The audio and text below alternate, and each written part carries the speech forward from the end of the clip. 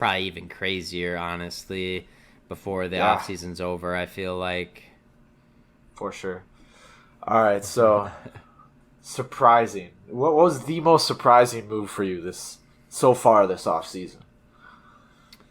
I probably shouldn't be surprised by it because it's the Lakers and they get away with everything.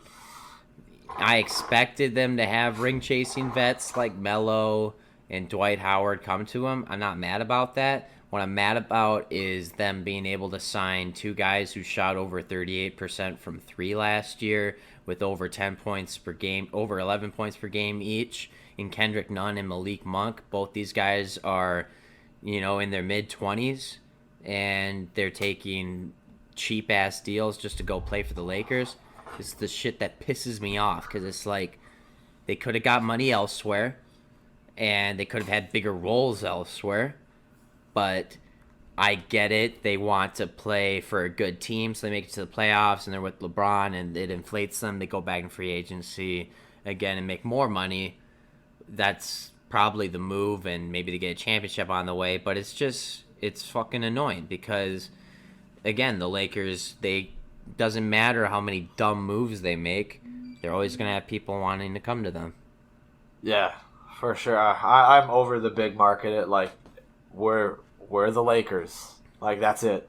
Just like you want to be a Laker. That's their pitch, and it works every time. It's It's lame. and I would have liked to see Kendrick Nunn actually further his career. I mean, what he's gonna probably be the starting point guard. No, probably backup point guard behind Russ. Gets no minutes. Like I like that guy. He could have been a really good player. I mean, he is a really good player, but would have liked to see a lot more of him. And now he's just a bench role for the Lakers. I mean, Yeah, I don't get it. yeah. But Malik, Malik Monk's 22. He's got good efficient numbers. He's got good promise.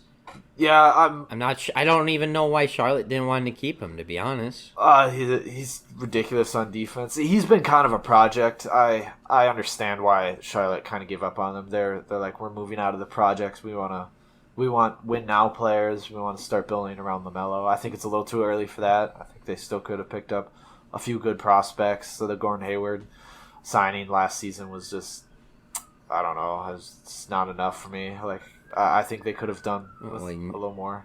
yeah. Well, we knew that was a bad sign at the time. Again, MJ is just always making really questionable moves with the salaries. He was weird about not paying Kemba Walker what he was worth at the time, just so that he could go around and give Batum a max and give, like you said, a max out here to Gordon Hayward. Well, near max to Gordon Hayward, $30 million per year. I mean, that's way too much. But Yeah, no, it's I don't know. that. It's just like hard.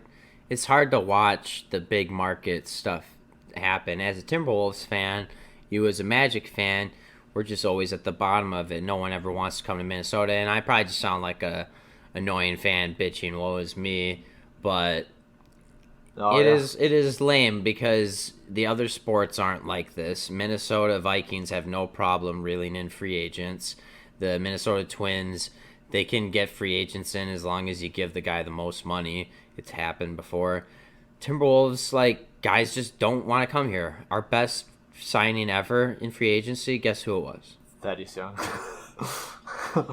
No, we traded for him. Oh yeah, that's right. It was Jeff Teague. Jeff Teague, that's right. Uh, the promise of Jeff 20, Teague. 20 million a year for 3 years, and he was horrible for us. I hated him, but he was honestly probably our best or most notable signing, and he was our worst player for us. Now maybe not like, maybe not like best in terms of the production we got, but of what we had thought we had coming in. He was decent for that 1 year. He was great before us. Before. Yeah. Um. Well, my most surprising. I mean, it wasn't as surprising as contract wise. It was surprising fit. It was Devonte Graham's 4 year, $47 million to the Pelicans. I just Yeah. like I thought he'd get that money. I think he's worth that money, but I didn't. I just don't get the fit. I think they really wanted. I thought they should have went more for defense, and I don't see Devonte Graham as a win now player, especially not a starting point guard. I mean, maybe you can make an argument for the sixth man for this team, but I just don't see how he fits. I mean, he's a good playmaker. He can hit from three, 37 career shooter from three, but from the field, he's awful. He's, shot 37 last year, and 38 from the floor, 38% from the season before. He's a good playmaking, low turnover guy, but I don't see his fit with Zion as well. Pick and roll wasn't his major thing. I mean, granted, he only had Cody Zeller when he was with the Hornets, but it wasn't his major play, and that's what they like to run with Zion, especially now with Valanciunas. I just would have liked to see them bring in a little more defense. I think they definitely were trying to go after Kyle Lowry, and they struck out, and he was probably using them as leverage for the Miami Heat. So they were just kind of under the barrel under that one. They should have just re-signed Lonzo Ball. That was the move. He's already a good 3-and-D point guard.